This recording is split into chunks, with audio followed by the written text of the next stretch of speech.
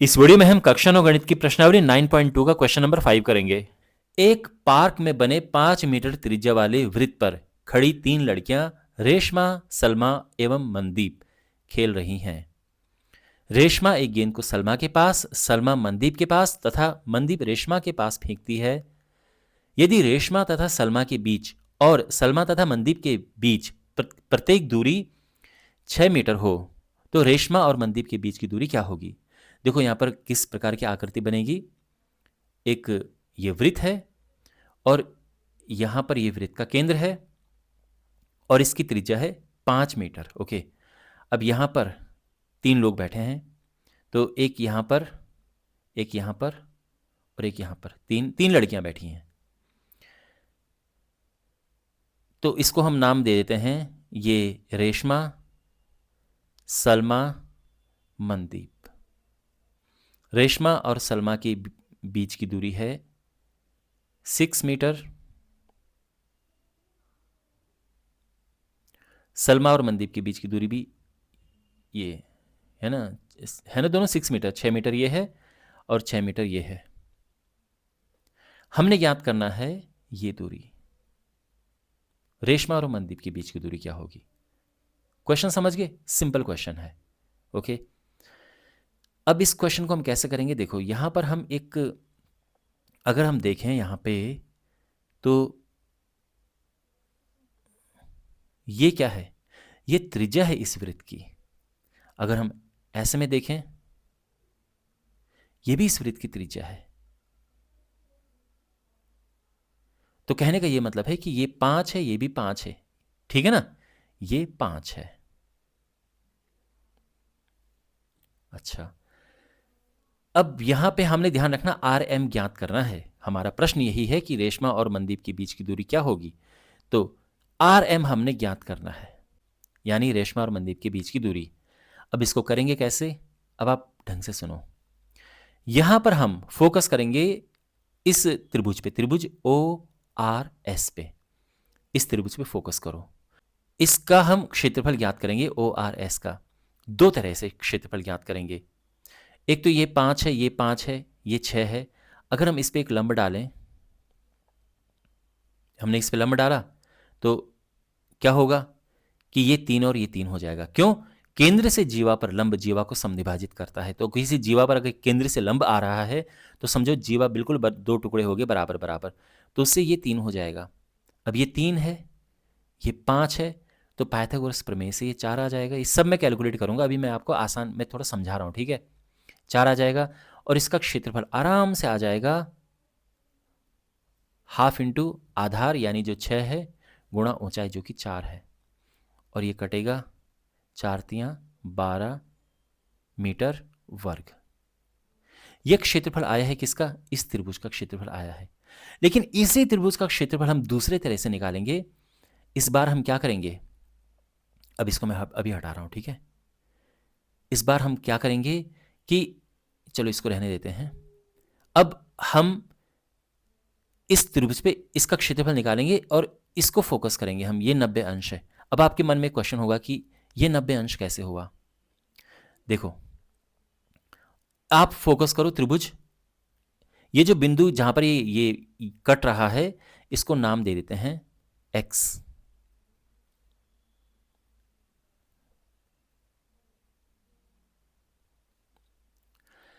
अब आप फोकस करो इन दोनों त्रिभुजों पर। किस किस पे? इसको हटाई दो यार। त्रिभुज ओ आर एक्स, त्रिभुज ओ एम एक्स, इन दोनों पे फोकस करो। तो यहां पे देखो, यहां पे देखो, मैं क्या अभी स्टैब्लिश करने की कोशिश कर रहा हूं कि ये 90 अंश कैसे है। तो यहां पर क्या है कि ये और ये तो बराबर हैं क्योंकि दोनों त्रिज्याएं हैं, ठीक है? ये कोण और ये कोण बराबर हैं। कैसे भाई? समान जीवाएं केंद्र पर समान कोण अंतरित करती हैं, तो ये जीवाएं बराबर हैं तो कोण बराबर होंगे, क्योंकि ये जीवा ये कोण बना रही है, ये जीवा ये कोण बना रही है। इसके अलावा अगर मैं इसकी बात करूं तो ये इन दोनों त्रिभुजों के लिए कॉमन है, इस त्रिभुज के लिए और इस त्रिभुज के लिए। अब देखो यहां पे क्या होगा? साइड एंगल साइड से दोनों हो गए सर्वांग सम, और सर्वांग सम होने से ये कोण और ये कोण हो गए बराबर, CPCT, है ना। अब ये बराबर है। अब देखो पूरा तो ये सीधी रेखा है ना, 180 अंश। अब 180 अंश के अगर मैं दो बराबर टुकड़े करूं तो क्या क्या होगा, तो ये 90 होगा और ये भी 90 होगा। इसी वजह से 90 है, क्योंकि ये दोनों कोण सर्वांग, ये दोनों त्रिभुज सर्वांग सम है, ये कोण बराबर है, तो ये 90-90 हो गया। अब ये 90 होने से क्या हुआ कि केंद्र से ये लंब हो गया, और केंद्र से किसी जीवा पर लंब उसको समद्विभाजित करता है, तो इससे क्या होगा कि ये और ये हो गए बराबर। ठीक है, और ध्यान रखना ये लंब है। तो अब हम क्या करेंगे, इसका क्षेत्रफल ज्ञात करेंगे दूसरी तरह से। कैसे, हाफ इंटू, इस बार आधार में ले रहा हूं ये जो कि है 5, और लंब है ये RX। ठीक है, तो हाफ गुणा आधार गुणा ऊंचाई ये होता है। तो ये आ चुका है इसका क्षेत्रफल। अब आपको याद है हमने इसी त्रिभुज का क्षेत्रफल पहले ये निकाला था, और अब इसी त्रिभुज का क्षेत्रफल ये निकाला है, तो दोनों बराबर होने चाहिए। तो ये है बराबर 12, जो ये वाला है, और इसी वजह से R आ गया 12 दूनी 24, 24 RX आ गया 24/5, और पूरा आ जाएगा इसका दुगना। तो रेशमा और मनदीप के बीच की दूरी आ जाएगी 48/5, यानी 9.6 मीटर। यह है आंसर। ओके, तो ऐसा हम करेंगे, बहुत सिंपल है। वैसे हमने एक तरफ से इसका क्षेत्रफल निकालना है एक तरीके से, और फिर इसी का क्षेत्रफल दूसरी तरह से निकालना है, दोनों को बराबर कर देना है, यही करना है बस इसमें। तो अब इसको प्रॉपर तरीके से लिखते हैं। तो सबसे पहले हमने क्या किया था, इस पर हमने एक लंब डाला था, ये हमने लंब डाला, इसको हम P नाम दे देंगे, तो OP एक लंब इस पे है। अच्छा, तो यहां पर हम लिखेंगे कि RS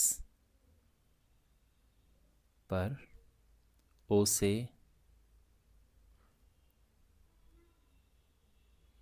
लंब OP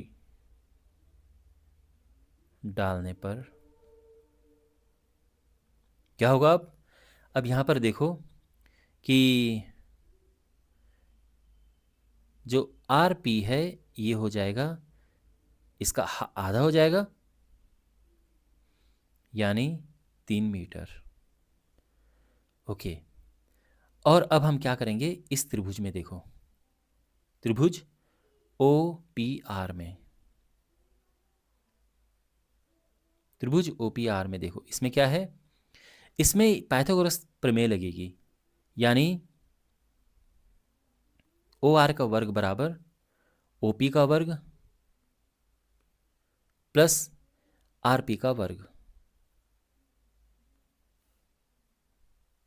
OR 5 है, OP ये हमने ज्ञात करना है, और RP 3 है। तो ये हो गया 25 बराबर OP का वर्ग प्लस 9। ओके, और OP आ जाएगा 16, माइनस करके OP का वर्ग 16 आ जाएगा, और इससे OP आ जाएगा 4 सेंटीमीटर, 4 मीटर, सब मीटर में है ये दूरियां, 4 मीटर ये OP आ गया है। तो इसीलिए त्रिभुज ORS का क्षेत्रफल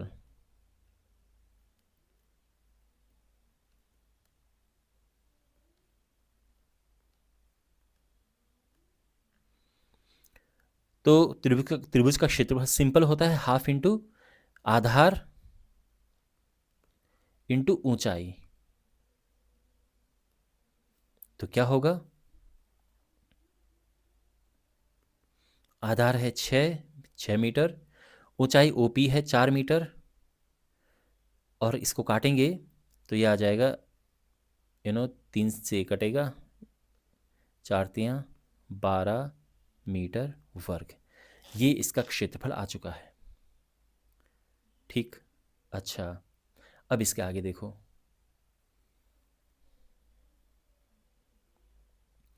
अब हम इसका क्षेत्रफल दूसरी तरह से निकालेंगे, लेकिन हमने पहले तो ये इस्टेब्लिश करना है कि ये 90 अंश है। तो इसके लिए हम क्या करेंगे, देखो यहाँ पर त्रिभुज ओ आर एक्स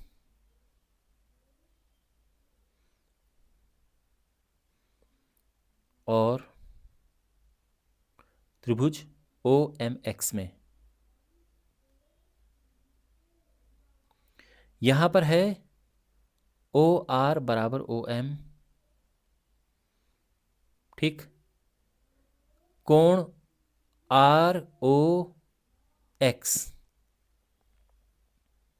बराबर कोण एम ओ एक्स, और साथ में है ओ एक्स कॉमन है,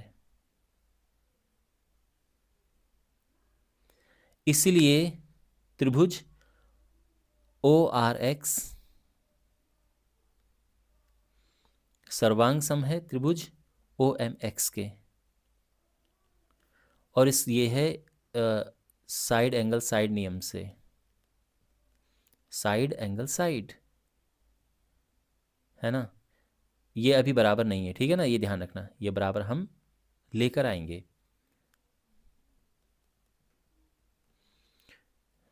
तो यहाँ पर side angle side, side angle side नियम से ये सर्वांग सम है। ये मैं आपको पहले ही बता चुका हूँ अच्छे से, इसलिए मैं यहाँ पे डायरेक्ट लिख रहा हूँ। और इससे क्या होगा, कोण ओ एक्स आर बराबर हो जाएगा कोण ओ एक्स एम के, कैसे, सी पी सी टी से। अब क्योंकि ये बराबर हैं तो इसीलिए कोण ओ एक्स आर आ जाएगा 90 अंश, मतलब 180 का आधा होगा और ये 90 अंश आ जाएगा। सिंपल।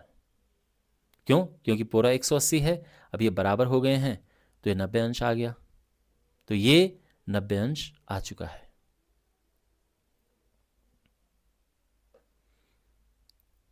ओके, तो इसका मतलब यह है कि जो ओ एक्स है वो आर एम पर लंब है, तो अर्थात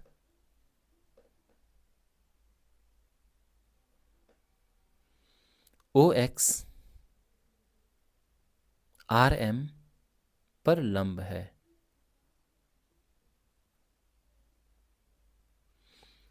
ओके, और इसीलिए जो x है वो आर एम का मध्य बिंदु है।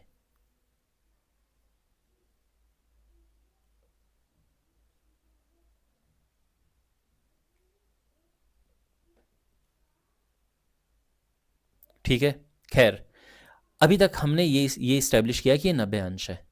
अब इस त्रिभुज पर फोकस करो, त्रिभुज ओ आर एस पर फोकस करो। तो इसमें क्या होगा, ओ आर एस का क्षेत्रफल होगा आधार, आधा गुणा half into base into height. तो इसीलिए त्रिभुज ओ आर एस का क्षेत्रफल, इसका क्षेत्रफल क्या होगा, तो हाफ इंटू, इस बार ही हम आधार ये लेंगे ओ एस और लंब लेंगे आर एक्स। ओके, और ये हो जाएगा हाफ इंटू ओ एस क्या है, ओ एस है 5, और आर एक्स को हम ऐसे ही रहने देते हैं, ठीक है ना, आर एक्स, ये गुणा का चिन्ह लग रहा है पर ये आर एक्स, ध्यान रखना आर एक्स। ओके, ठीक है। अब यहां पर ध्यान रखना, ऊपर हमने ये निकाला था ना 12 meter square O R S का क्षेत्रफल, और यहाँ पे ओ आर एस का क्षेत्रफल ये निकला है, तो इसको एक काम करते हैं, एक लिख देते हैं और इसको 2 लिख देते हैं। तो हम लिखेंगे 1 और 2 से, समीकरण 1 और 2 से। तो यहाँ पर ये half into 5 into R X बराबर क्या है 12, ठीक। तो आर एक्स हो जाएगा, ये 2 पर जाएगा 24/5 मीटर। ओके, और चूंकि x इसका मध्य बिंदु है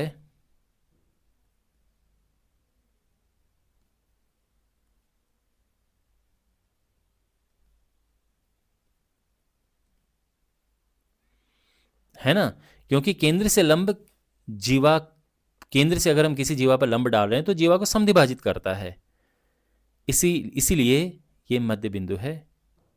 तो हम ये कह सकते हैं कि जो आर एम है वो हो जाएगा इसका दुगना,